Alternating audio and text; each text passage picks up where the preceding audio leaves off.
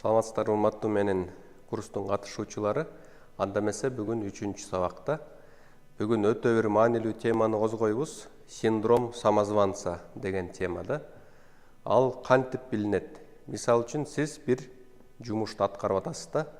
Ошол жумуш ушунчалык колуңуздан оңой келет.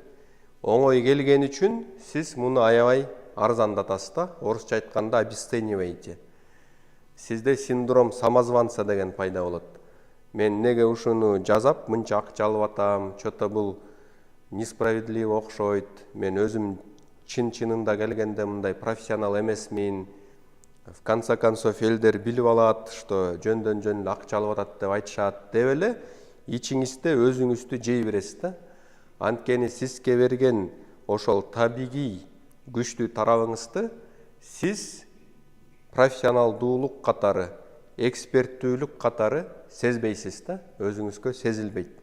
А башка адамдар айтат: "Ой, сен азаматсың, сен профессионалсың, сен кыйынсың, сен таланттуусуң" деп айтат. И ошондо деле сиз ишенбейсиз да.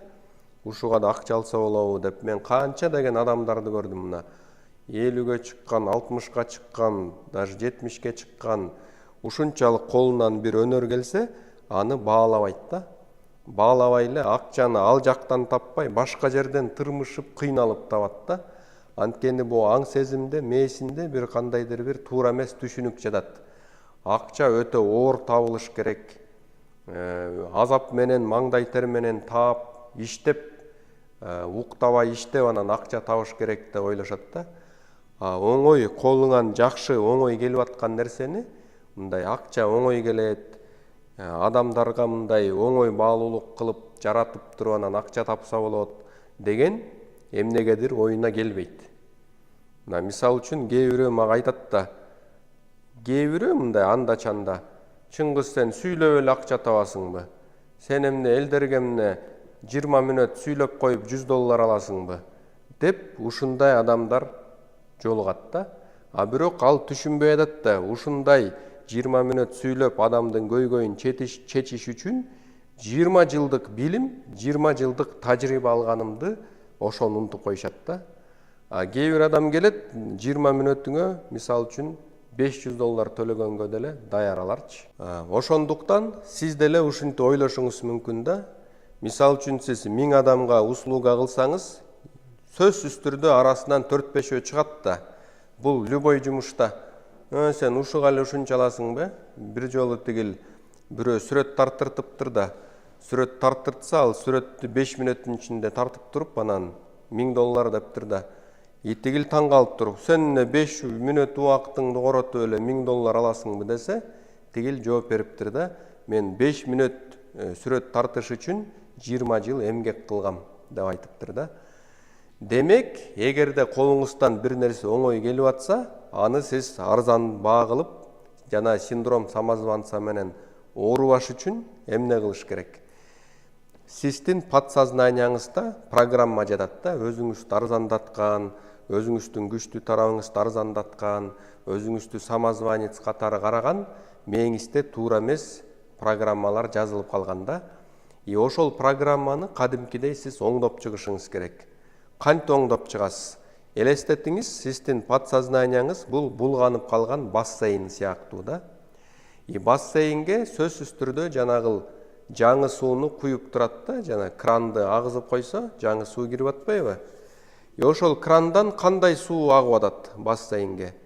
Балким кайра эле кир суу агып аткандыр. Кир суу деп жанагыл болбогон ушак сөздөр, маалымат булактары, монтип атат, өлтүрүп кетти, уурдап кетти, авиа кырсык болду, автокырсык болду дегендин баары эле кир суу да.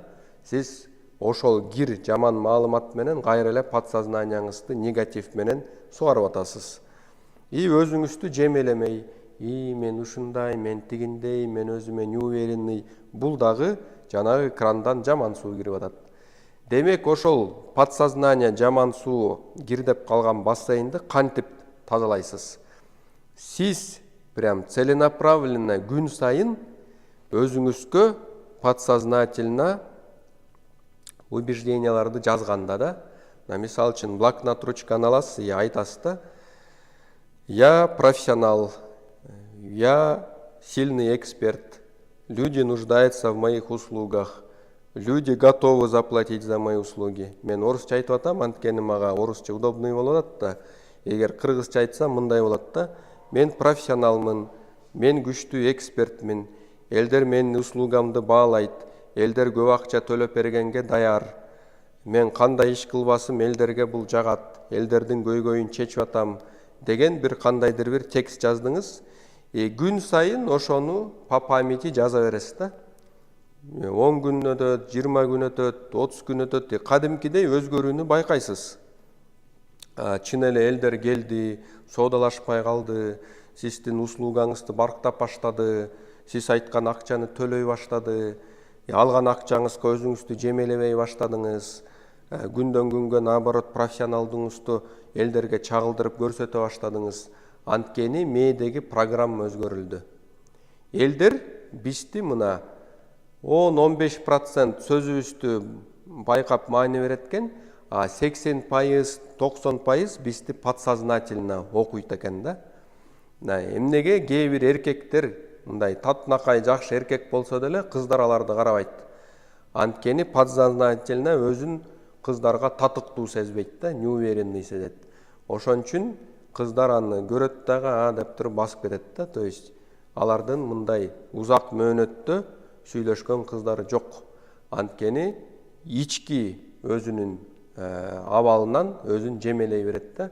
Кыздар мени карабайт, мен кыздар менен сүйлөшүүгө татыктуу эмесмин, мен ушундай өзүмө ишенимим өтө аз деп эле өздөрүн жемелеп убеждать этип салган.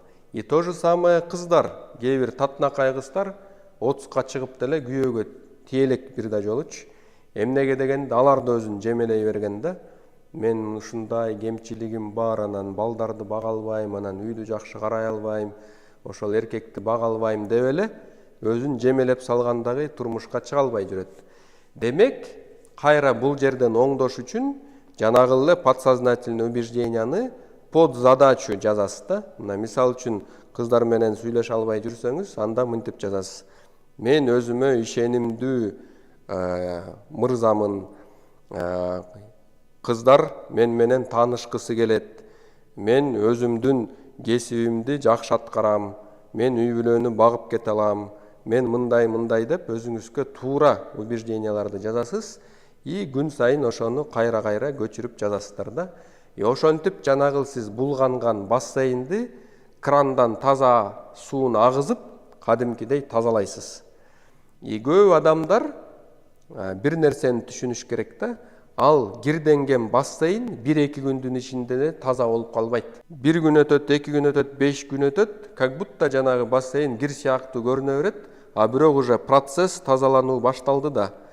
Ошентип сиз тынбай жанагы таза сууну агыза берсеңиз, 10 күн өтөт, 20 күн өтөт, анан 30 күн өткөндөн кийин жанагы кирдеген суу жок, уже таза суу болуп калган болот. Демек сиз подсознанияны ошондой сыяктуу эле оңдойсуз да.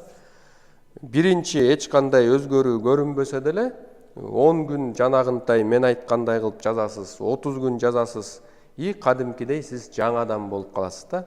И адамдар дагы байкайт. Сиз өзүңүз байкайсыз, чото мурун кадимкидей уялчыңыз эле кыздар менен таанышкан. Азыр оңой эле таанышасыз, оңой эле сөзгө чакырасыз, оңой эле номер телефонун аласыз, оңой эле свиданияга чакырасыз. Ошондой өзүңүздүн жумуштан деле сиз айткан бааны чото элдер оңой төлөй баштады. Почему-то сиздин услугаңыз элдерге керек болуп баштады. Өзүңүздү жанагындай мен элдерди алдап атам, туура эмес кылып атам деген жемелемей жок болуп калды. Кадимкидей жашоо жакшы болуп калды да. Ошондуктан урматтуу менин курстун катышуучулары, азыр неуверенно сиздерде кайсы тарапта болуп атат, ошол жагын оңдоп, жанагы мен айткан подсознательный убеждениянын текстин жазасыңар.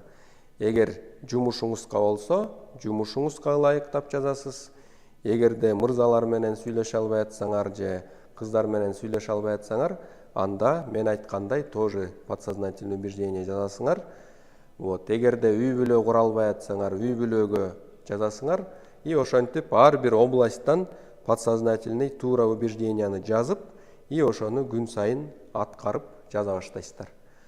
Кудай буйруса 30 күндөн кийин айтасыңар, ой Чыңгыз агай, сиз айтканды кылдым эле, жашоом 100% өзгөрүлдү деп айтасыңар Кудай буйруса. Анда эмесе ошол программаны жазгыла биздин кураторлорго жөнөтүп коюңуздар. Кудай буйруса 3-сабактан жолугушканга чейин сак саламатта болуңуздар.